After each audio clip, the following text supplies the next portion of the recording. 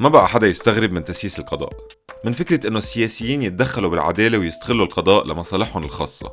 قد ما تسيس القضاء ما بقى حدا يشوف هالتدخلات، وصاروا جزء من المنظر الطبيعي لمؤسسات الدولة. ولأنه التسييس انفرض على الناس بلبنان، صرنا نتقبل الاستغلال الرخيص للعدالة ولحياة الناس يلي بيصير مع كل انتخابات تيصير في تفاوض عليها بين قوى سياسية. خلينا ناخد مثلا أحداث الطيونة يلي بعدها لهلأ ما طلع فيها حكم.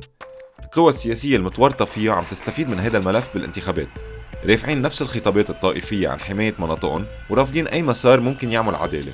المطلوب يضل هالملف مفتوح للتجيش الطائفي حتى لو بيؤدي لقتله. خبرني الله.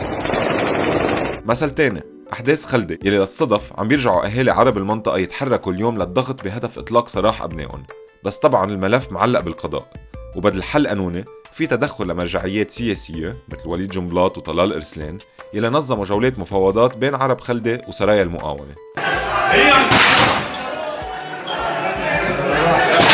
بيعني التسييس كمان تحريك القضاء بوجه الخصوم، مثل ما عم بيصير مع ملف تهريب الأموال وملاحقة حاكم مصرف لبنان يلي عم بيحاول التيار الوطني الحر الاستفادة منه قبل الانتخابات.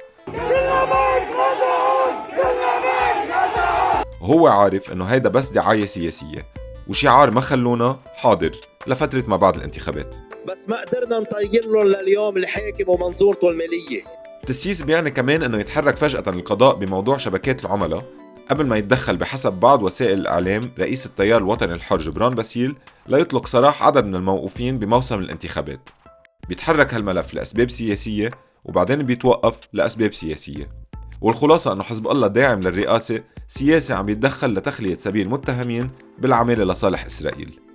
وبركة أكتر ملف فاضح فيه الاستغلال الانتخابي للقضاء هو ملف انفجار مرفأ بيروت يلي عم تقوم كل أحزاب السلطة بمحاولة توظيفه سياسياً وانتخابياً. وكل ما أسأله عن العدالة بيضحك. من قضية وطنية عامة صار مرمطة بين إيدين السياسيين، وطبعاً على حساب دم الناس وحقهم بالعدالة وكشف الحقيقة. في استنسابية بمسار التحقيق. هذا الموضوع ما بيكمل هيك. ما هي المحكمة سياسية والجواب سياسي. اسمع صوت العدالة لا صوت من يهمس لك. تسييس القضاء بيعني فساد وبيعني رشاوى، بس بيعني كمان ناس بتبقى بالحبس لسنين ناطرين موسم انتخابي، وناس بتموت بمعارك بالشوارع على الفاضي، وبيعني انفجار بيدمر المدينة وبيبقى بلا عقاب.